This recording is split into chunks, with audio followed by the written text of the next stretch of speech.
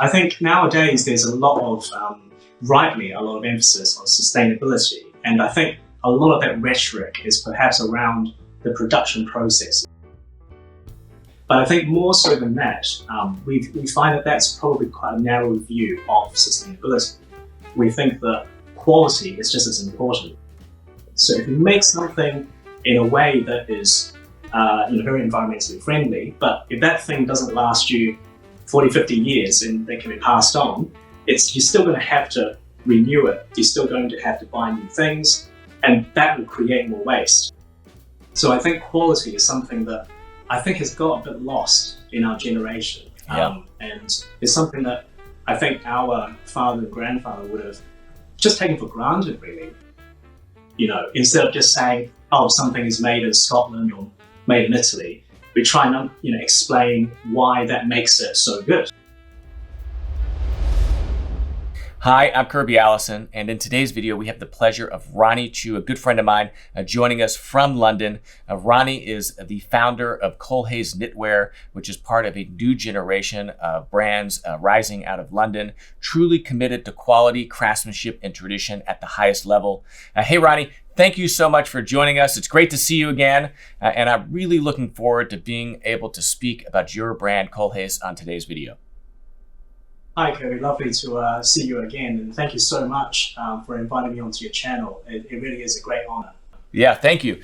One of the things that's always fascinated me about knitwear is how, in some ways, I feel like, quality knitwear is almost a it's a dying art. It's almost all but extinct right now. I mean, back in my grandfather's day, knitwear was something that was really only made of high quality. It was expensive to knit, and so therefore it was exclusively done at really the highest level. These items were cherished and looked after and taken care of, and really lasted for a long time.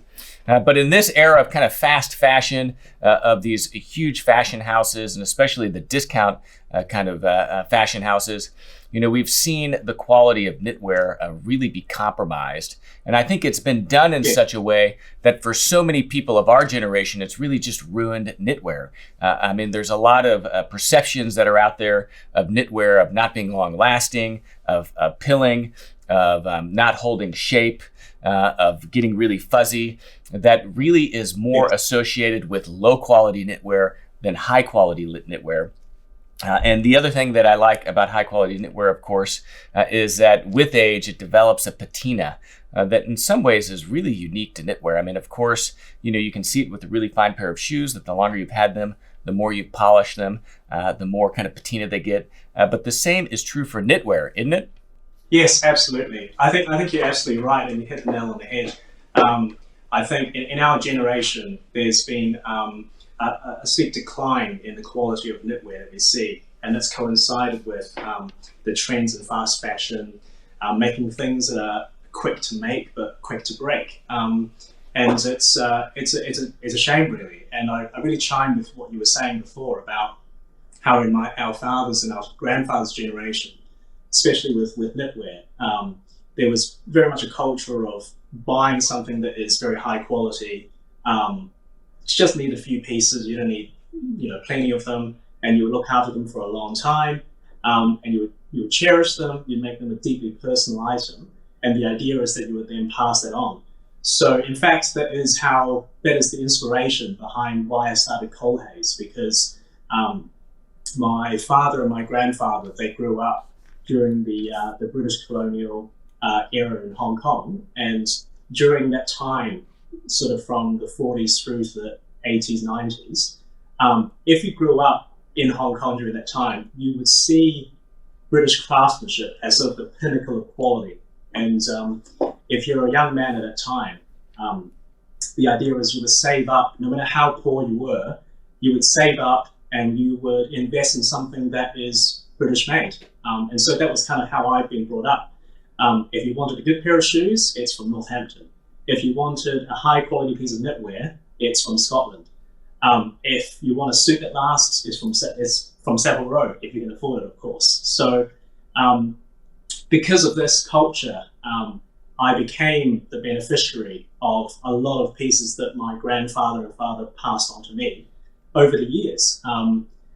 And one of the things that my father passed on to me is this made in Scotland sweater. So it's a polo shirt, and it's made in a virgin new wool. Now, my father bought this in the 1970s with his first paycheck. Amazing. And he was in his 20s at that time, blowing his first paycheck on it. Didn't eat for a week, that sort of thing. And because that was something that he really treasured, he really wanted one. So he bought two pieces, and remarkably, they've lasted till now. So he wore them for 40, 50 years, took great care of them, hand washed them for many decades. And now he's passed them on to me. And I was just quite taken aback by, the quality of these sweaters, how long they managed to last. And my father said to me, look, all this time I've been telling you, made in Scotland, knitwear is worth the investment. Here you go. This is the living proof of it. Yeah. And so I began a hunt for the same knitters that made my father's sweaters, essentially, and really struggled to find them. And my hunt eventually led me to the Scottish borders in this tiny town called Hoyk. And they're still making heirloom-quality knitwear to the same exacting standards that, from the 70s, the time when they made my father's knitwear. And so I started basically, trying to convince them to help us make a small collection of the same quality of knitwear, but just in sort of more contemporary styles, slightly slimmer silhouettes, that sort of thing. And that's how Colhay started. It really was inspired by my father and grandfather's stories of treasuring something for a long time, buying the best that money can buy, and then passing it on to the next generation. So with knitwear, that was the inspiration behind Colhay's. And as you've mentioned, I think nowadays, I really agree. I think a lot of people get put off from wanting to invest in knitwear because perhaps they've bought something in the past, and no matter how much they try to take care of it, it started pilling more and more. It started to lose shape, and this is something that Colhay's is trying to combat, which is that if you start with poorer quality materials, or materials that are not the most premium, the more you hand wash or the more you try and take care of it, it probably is going to deteriorate over 5-10 years. It's not going to get better with age.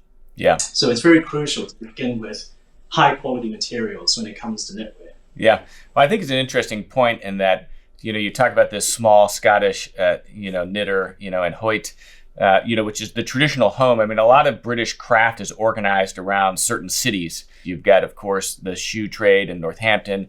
You've got the garment kind of suit making off of Savile Row and around Savile Row. And so it's interesting that a lot of these heritage brands, they're not really heritage brands, they're heritage manufacturers.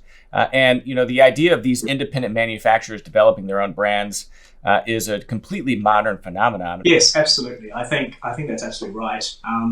I think a lot of heritage manufacturers, as you say, they have reduced in size over the years, and understandably so, because of the trends in the 80s and 90s of moving a lot of the manufacturing to perhaps slightly cheaper labor, cheaper countries, in order to maximize, margins. And so it was a very difficult time for a lot of these factories because, taking knitwear, for example, the knitters that help us make our knitwear, they used to be 10, 15 times the size they are now. At the time they were knitting for my father's jumpers, the factory manager told me that he actually had a hand in making this polo, he believes, looking at the label. So he was saying that there was a much bigger population of the town at the time. It was a much bigger industry. And as you say, it's because a lot of the department stores were, they appreciated that quality. But I think culturally, there was just a bit of a shift away from that, unfortunately. And so one of the things that we were really keen on doing is because we recognize the quality, we recognize that actually it is the most sustainable way of purchasing and wearing knitwear because you want something that really lasts a long time. Yeah. And so a lot of us smaller retailers, we recognize that if we're just trying our best to essentially bring that back into the consciousness of the public, making them aware that, there is this type of knitwear that lasts decades, not 5 to 10 years, but 40, 50 years that can be passed on to the next generation. So that's something we're trying to inform our customers about. And one of the reasons is why we have quite a long write-up on our website, wherever we can, to try and really drill down on the detail of every stage of manufacture of knitwear. Instead of just saying, oh, something is made in Scotland or made in Italy, we try and explain why that makes it so good. Why is it that made in Scotland is such high Well, it's an quality? interesting, in this kind of era of social consciousness and environmental conservation, which are values that I think are really great to be in part of the social dialogue right now. That in fact, these old heritage manufacturers were the original purveyors of environmentalism and socially or social conservation or consciousness. Buying a piece of knitwear, that's knit from a heritage manufacturer, you're supporting, a small business. You're supporting quality craftsmanship and the tradition. You're supporting real people that are being paid good wages and being provided good working conditions. And then the environmentalism of it, that, again, the work and the quality that is going into the piece is creating something that has longevity and isn't going to be, thrown away or fall out of fashion every 5 years. And that is true environmental custodianship, in my opinion. Yeah, I totally agree with that. I think nowadays there's a lot of, rightly, a lot of emphasis on sustainability. And I think a lot of that rhetoric is perhaps around the production processes. How do we use more renewable energy? How do we make things in a way that is most environmentally responsible? And that, of course, plays a big part in what we do as well. But I think more so than that, we find that that's probably quite a narrow view of sustainability. We think that quality is just as important as the process by which you make something. So if you make something in a way that is very environmentally friendly, but if that thing doesn't last you 40, 50 years and they can be passed on, you're still going to have to renew it. You're still going to have to buy new things, and that will create more waste. So I think quality is something that I think has got a bit lost in our generation. And it's something that I think our father and grandfather would have just taken for granted, really, because they were so poor that my grandfather used to say to me, I'm too poor to buy cheap. And I think that is a cliche, but it is something that really holds true for them. Yeah, well, they say that, when you buy quality, you cry once, but whenever you invest in something that's not low quality, you end up kind of crying twice, once when you buy it and once you throw away. Well, you've sent me a few pieces, and I think it'd be fun to kind of open these up right now, just kind of on the camera for everyone to see. And then, once these are open, I would really love to talk through, again, those elements of quality, craftsmanship, and tradition that kind of go in to your beautiful knitwear. So this is a cashmere knit polo that I guess would be kind of inspired by the beautiful burgundy one you have in the back. Right? Look at that. Yes. Gorgeous, very soft. I love it. It's been hard to stare at these in the office waiting for us to do this. You're welcome. Take your time. Oh, wow. Look at that. That's beautiful. So this is like a natural oatmeal, right? Am I looking at that correctly? Yes, that's right. I believe the one that you have is in a superfine lamb's wool, oatmeal. It is, yes. So the other two are cashmere. This is lamb's wool. That's something I kind of want to talk about is fiber selection. Yeah, so one of the things that the Scottish yarn spinners are specialised in is that they tend to do darker colours that you perhaps won't find as much in the heritage Italian yarn spinners collection. So we like to use sort of darker, more muted colours because we find that they are easier to mix and match with other menswear pieces of clothing. Yeah, well, I think that's certainly an element of that longevity of a piece. Is one, the styles here are very classic. This could literally have been made 50 years ago and would look just as relevant today as it did then. But then also the choice of colors, again, very classic colors, really inspired by earth tones. These are the colors that are easy to match and pair. and never go out of fashion because they're so universal in their beauty. Yes, that's right, and it's exactly right. It's just timelessness of the styles and the colors that we really focus on, because the idea is that we want them to be passed on. I mean, that's our whole motto. It's able to be passed on. So we imagine them to still be wearable and very much in fashion or in vogue in 40, 50 years time, and they won't ever go out of style. Yeah, absolutely. So talk to me a little bit about, again, your approach, Colhay's. I mean, again, one of the huge values that you bring to kind of the knitwear, of course, is working on the sizing, the models, right? The design of the models and the cables, selection of yarns, and then really kind of working to push quality and to ensure that really is being maintained at the highest level. Whenever someone looks at a piece of knitwear like this, kind of take my eye to the elements of that quality, the craftsmanship and tradition that might not be obvious on the surface. Yeah, I think the best way to look at the quality of knitwear is to simply break it down into asking 3 key questions. So the first is the quality of the fiber that's used.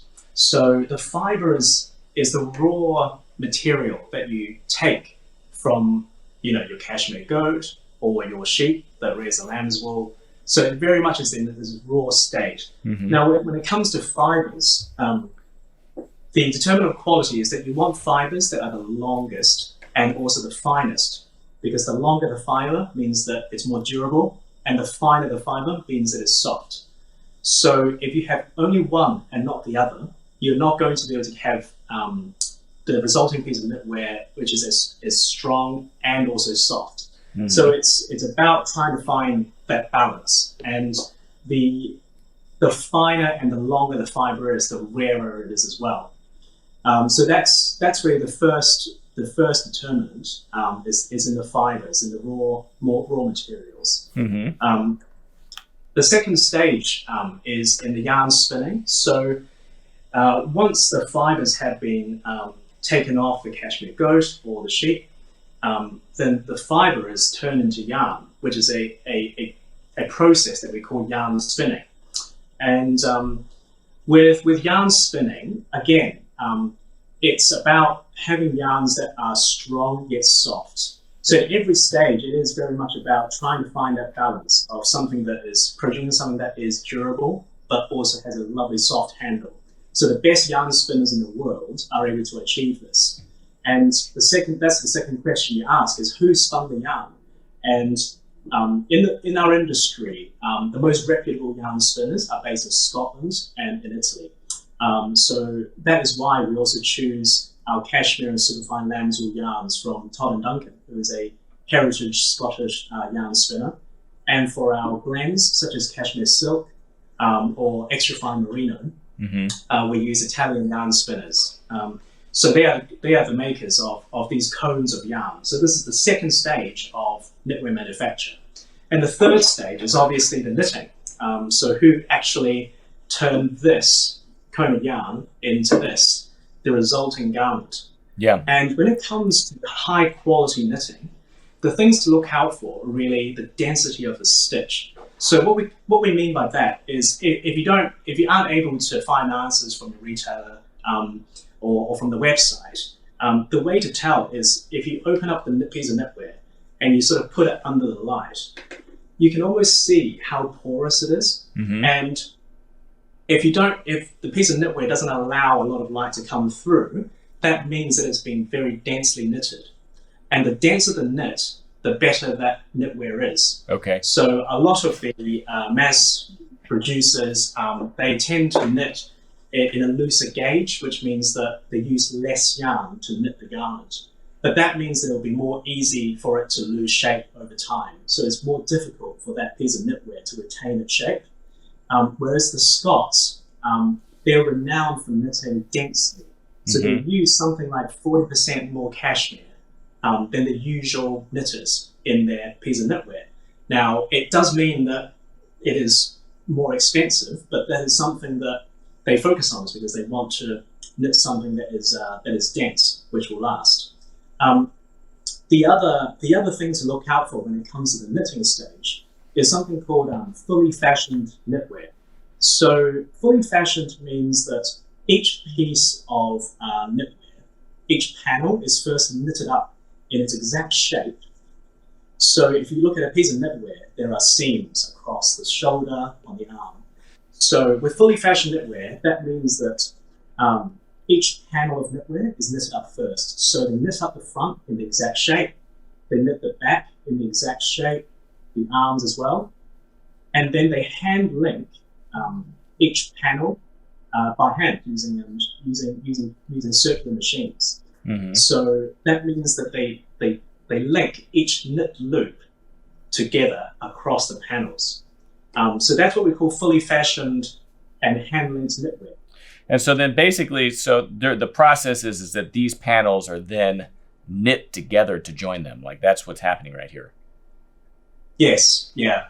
So versus the two being panels, sewn, right? So these are being knit together. Yeah. Whereas if I look at the sleeve and how, this is being, like, is this being knit together? No, that's sewn. Like if you look on the inside, you can kind of see the seam, so that's being sewn together. Yeah. Whereas on the shoulder and these areas that is really important for the piece to lie flat, they're being kind of knit in the same way that a sock is like hand linked, where again at the toe it's being closed together, by knitting it. Yes, that's right. Yes. Yeah. Interesting. Yeah, that's exactly right. Of course, I love natural fibers because they're so underappreciated. We smoke, quite often, in the studio. I'm a lover of cigars, and people often ask me, do your garments, really retain the odor of smoke? And the reality is that if you're wearing natural fibers, they naturally release the odor overnight. They don't hang on to it like synthetics. So I find that, if I'm wearing, a natural fiber jacket, trousers, and a cotton shirt, that, most of the, lighter odors, really just naturally release overnight. And the next morning, you really can't smell anything. That's another great benefit, is that it sounds magical, but actually it's true. And that's why people have used it for so many decades, right? Natural fibers, they are very much sort of odor repellent. So you're not going to get those lingering smells that you get with kind of cotton synthetic mixes that you sometimes get with with modern sportswear.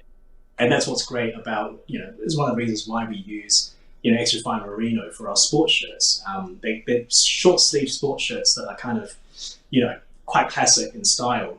And we call them sports shirts because it's inspired by the sports shirts people wore in the past, which a lot of them used to be made of wool. It's funny how Mother Nature got that right. So talk to me next a little bit about how a really fine piece of knitwear is going to, to just evolve and live, right? So, is pilling something that one should expect even in high quality knitwear? Is that a sign of, is that just a natural process, right? I don't know, walk me through kind of the lifespan of a piece like this as it's worn, as it's washed and taken care of. How would one expect to see a really fine piece of knitwear evolve versus, say, something of a lower quality? Yeah, so I think the first thing that you'll find with high quality knitwear, in particular knitwear made in Scotland, is that you'll find that it's got almost a crunch to it on first purchase. When you first buy it, when you feel it, you almost feel like, hang on, this isn't the kind of cashmere I'm used to. And that's actually a good sign. It's because it hasn't been overwashed. So nowadays, a lot of manufacturers like to overwash their knitwear to give it that really nice, soft handle.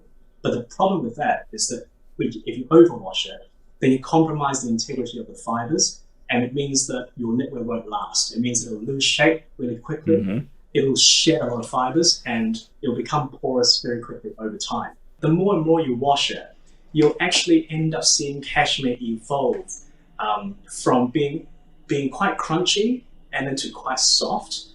And then around the sort of 20-year mark, you start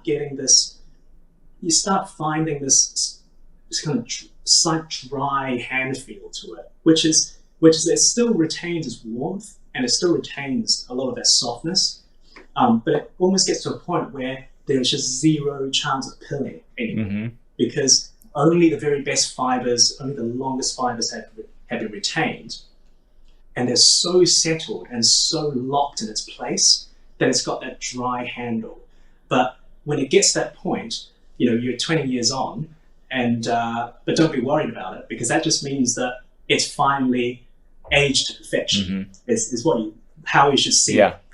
Don't worry about it. And I think both cashmere and wool, high quality cashmere and wool, ages in a similar way. So taking my father's Made of Scotland virgin new wool polo, for example. So this is obviously 40 something years old, and if you feel it, it's just got that slight kind of dry handle to it. But it just means that no matter how much you wear it, it's not going to pill anymore. So it is a bit of a labour of love, but it just takes time for good knitwear to age and for it to pill less and less. Yeah. And I think you almost need that patience to see it through.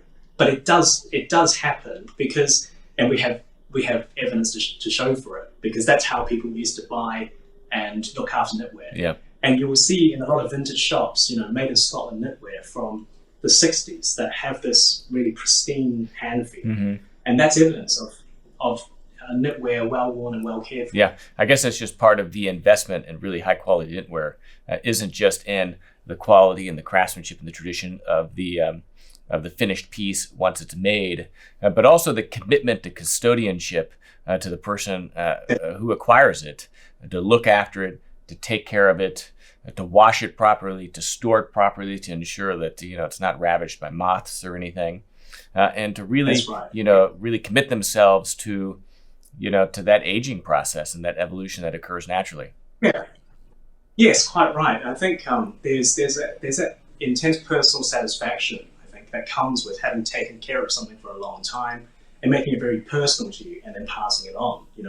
When I received my knitwear from my father, there was just a sense of, as you say, custodianship, something that had been taken care of. And he used to always tell me, you've got to look after your things. And he led by example clearly here, as you can see. The nice thing with knitwear is that I think it doesn't take as much effort as a lot of people, make it out to be. I'd say, obviously depending on whether you wear it direct on your skin or not.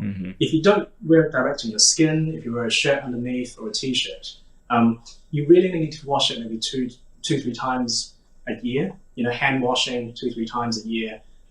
During the summer months, make sure it's dry. Store it away in a Ziploc bag so that you don't allow any moths to go in. And that's it really. Yeah. It's and the hand washing process is an afternoon, maybe 10 minutes, 15 minutes. Just a slight massage with a bit of hand wool wash or baby shampoo. Yeah. Would you? I mean, do you recommend dry cleaning, or would you recommend even hand washing over dry cleaning? I would recommend hand wash over dry cleaning, but there is no problem dry cleaning them either. If you're short on time, obviously take it to dry cleaners that you trust. And I'd say if you've used them for your tailoring and they haven't done anything silly with them and you're happy with their work, you're probably all right with it. Yeah.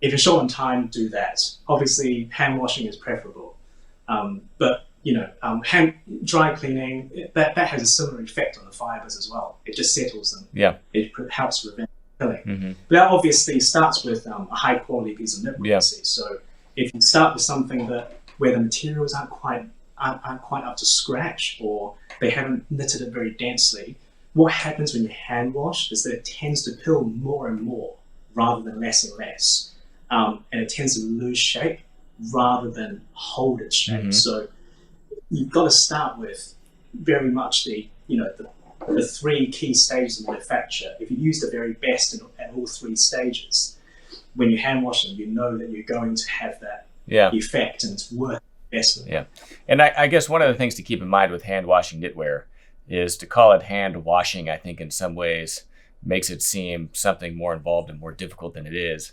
I mean, it's really just soaking it and allowing it time for, in a detergent, a proper detergent. Like we sell Laundress's product, and they have a wool and cashmere shampoo, or as you said, a baby shampoo, something that's gentle, having a light detergent, soaking it in water, just some gentle massaging, right? And as it soaks, those stains and any perspiration, any oils that have kind of accumulated on the garment, will naturally release, right? Then you would wash it in clean water, again, just getting all the detergents off, and then lie it down on a flat surface to allow it to dry.